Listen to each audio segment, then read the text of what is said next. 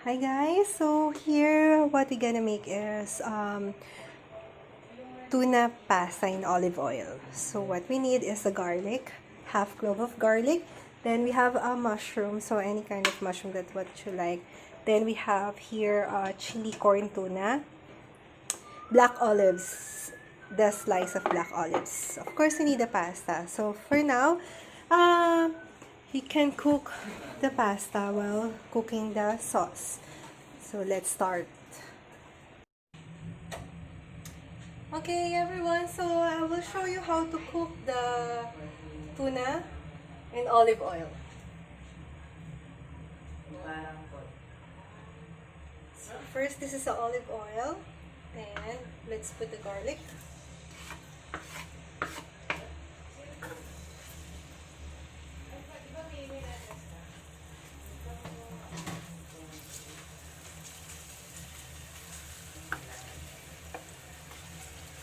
You have to cook the garlic until it makes golden brown.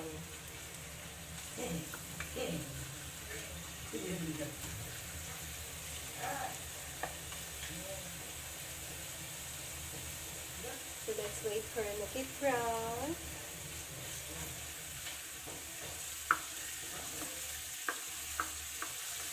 Pag maraming garlic, the more flavorful siya.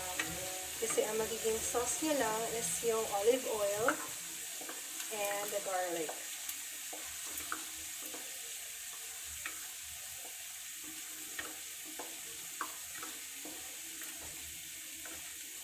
Medyo matagal kasi mag-brown yung garlic natin, but it's okay. So, prepare niyo yung kailangan yung ingredients like, again, mushroom, 1 small can. If you want more mushroom, you can add more. Then, I have chili garlic, chili corn tuna. And then, you can add olives, sliced olives if you want. So, luto na yung pasta natin. And, let's wait for here.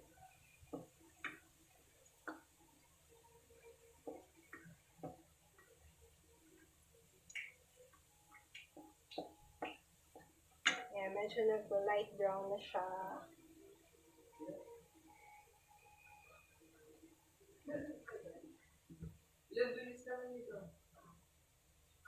So, healthy siya kasi olive oil yung ginamit natin. Kaya kahit na maraming oil, it's okay. Kasi healthy pa rin siya. Then, of course, you can pour the mushroom.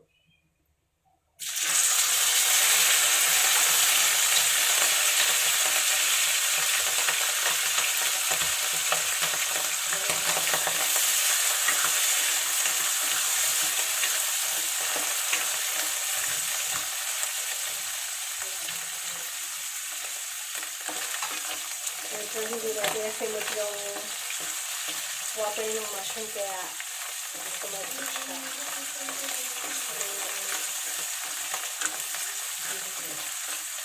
Ituloy na lang siya para maglasa yung mushroom garlic.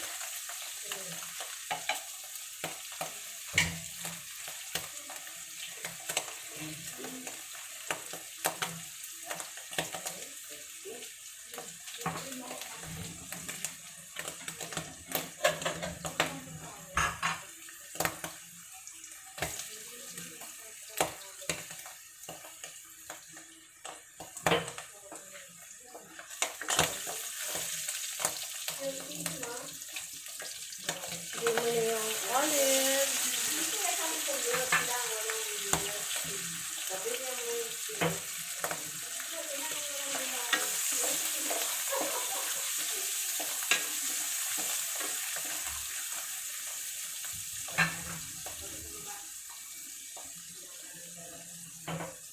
Add more olives.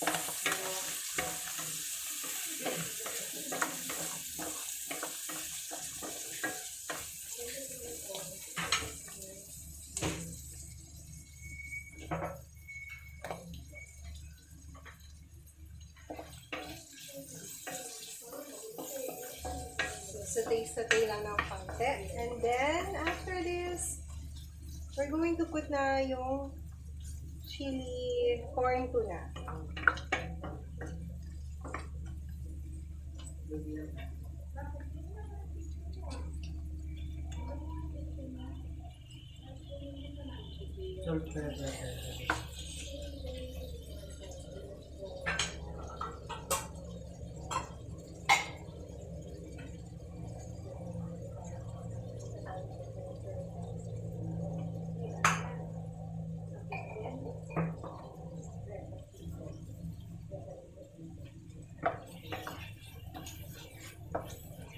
Mix lang natin siya para medyo kumalat. Pasaglit natin.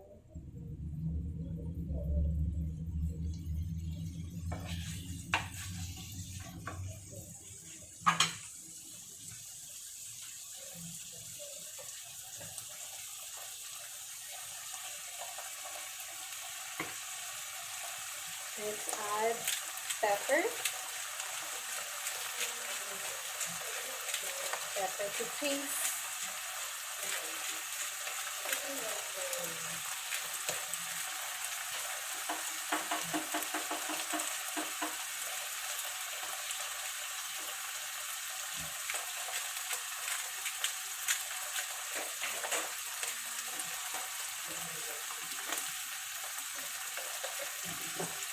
Sa pagluluto, hindi dapat minimesture masyado kasi dapat tansya-tansya lang yan.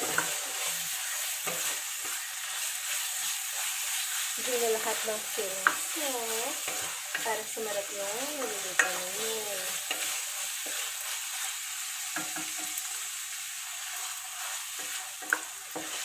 Then, I don't put salt anymore kasi yung garlic, nag-add na flavor na siya. Tapos medyo maalat yung olives.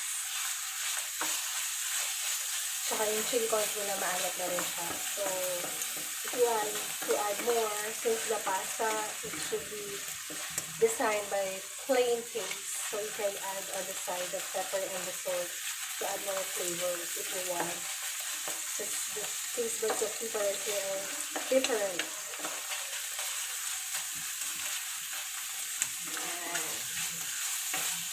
Then, let's add more olives.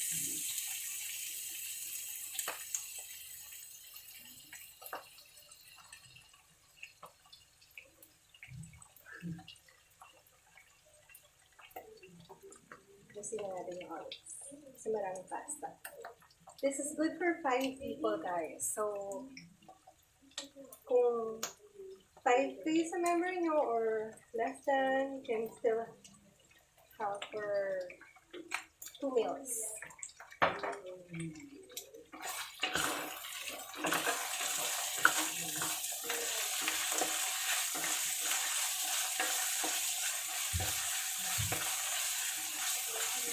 Okay, then you can start to cook the pasta.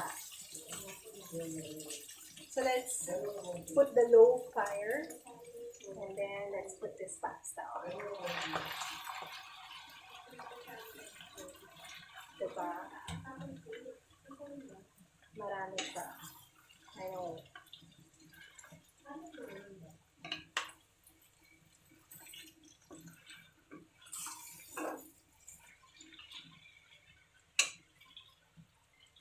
Init-init nyo naman siyang ganyan.